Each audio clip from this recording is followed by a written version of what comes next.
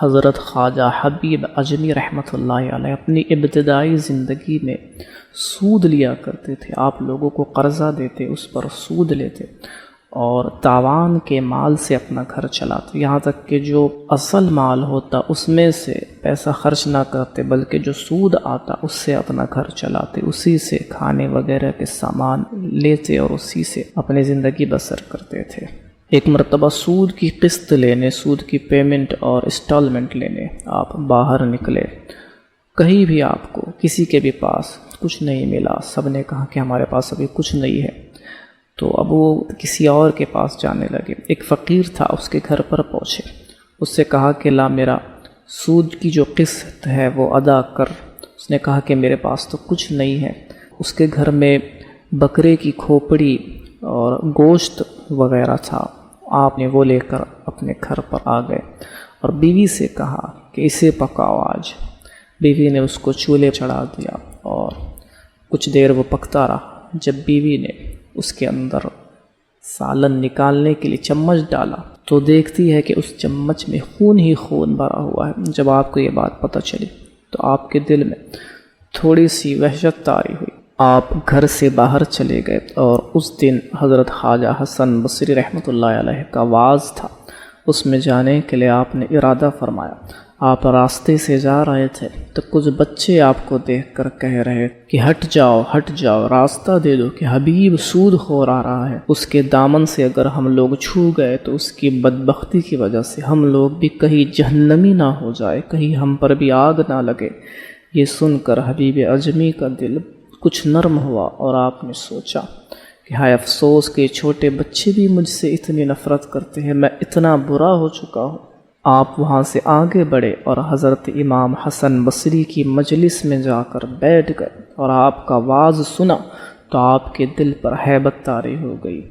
آپ نے حضرت امام حسن بصری کے ہاتھ پر توبہ کی اور دل میں پکا ارادہ کر لیا کہ سود کا تمام مال ان کے مالکوں کو لوٹا دو گا۔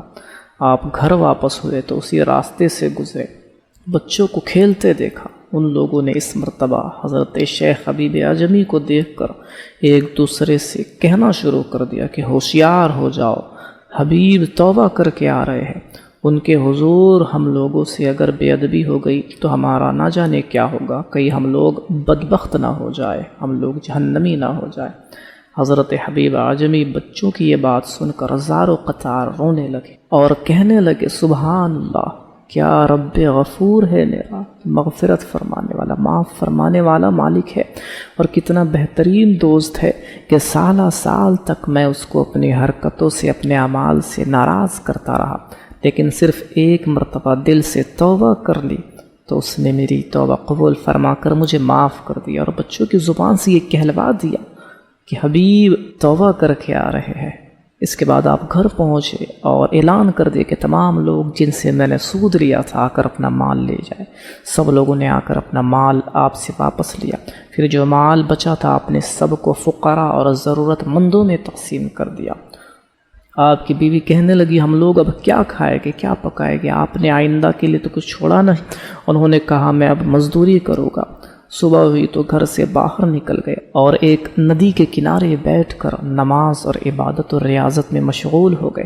رات کو گھر واپس ہوئے تو بیوی نے پوچھا کہ کتنا کما لائے، مزدوری کہاں ہے؟ انہوں نے کہا میرے مالک جن کا میں کام کرتا ہوں وہ بڑے رحیم و کریم ہیں اور بخشنے والے ہیں، بخشش کرنے والے ہیں، ابھی 3 روز تک میں کام کروں گا، اس کے بعد وہ مجھے مزدوری دے گے۔ اس طرح آپ نے دوسرے روز بھی اپنی بیوی کو یہی جواب دیا۔ تیسرے روز ظہر کی نماز کے وقت آپ کو تردد ہوا کہ آج بیوی کو نہ جانے میں کیا کہوں گا، کچھ نہ کچھ تو اس کے لیے لے جانا ہی ہوگا۔ یہی سوچ کر آپ اپنے گھر کی طرف روانہ ہوئے۔ جب آپ اپنے گھر کی طرف پہنچے تو اندر سے اچھے اچھے کھانوں کی خوشبو آ رہی تھی۔ اندر داخل ہوئے تو دیکھا کہ سفید روٹی ہے، تلی ہوئی مچھلی ہے، انڈا اور شہد وغیرہ تمام عمدہ کھانے دسترخوان پر سجے ہوئے ہیں، اور الگ الگ قسم کے کھانوں سے دسترخوان بھرا ہوا ہے، اور 100 دینار بھی دسترخوان کی ایک طرف رکھا ہوا ہے، اور ان کی بیوی وہیں پر بیٹھی ہوئی ہے۔ انہوں نے اپنی بیوی سے پوچھا کہ یہ سب کہاں سے آیا؟ انہوں نے جواب دیا جس مالک کے یہاں آپ 3 روز سے کام کر رہے ہیں انہی کے یہاں کے ایک خوبصورت لڑکے نے یہ لا کر دیا ہے۔ وہ جوان سر پر دسترخوان لیے ہوئے آیا اور بولا کہ حبیب اجمی سے کہہ دو کہ تمہاری مزدوری ہے، یہ لے لو اور آئندہ زیادہ مستعدی اور ہمت سے کام کرو تو پھر مزدوری بھی اور زیادہ دی جائے گی۔ اللہ اکبر! اللہ والوں کی یہ شان ہے۔ اللہ تعالیٰ کے لیے جب کوئی دل سے عبادت کرتا ہے تو اللہ تعالیٰ اس کی غیب سے مدد بھی فرماتا ہے، اس کے لیے رزق کا اہتمام بھی فرماتا ہے۔ آج جو ہم رزق کے لیے اللہ کو ناراض کر رہے، طرح طرح کے کام جو حلال نہیں ہوتے وہ بھی کر لیا کرتے تاکہ ہمارے پاس پیسہ آ جائے، ہم یہ نہیں سوچتے کہ وہ کہاں سے آ رہا ہے۔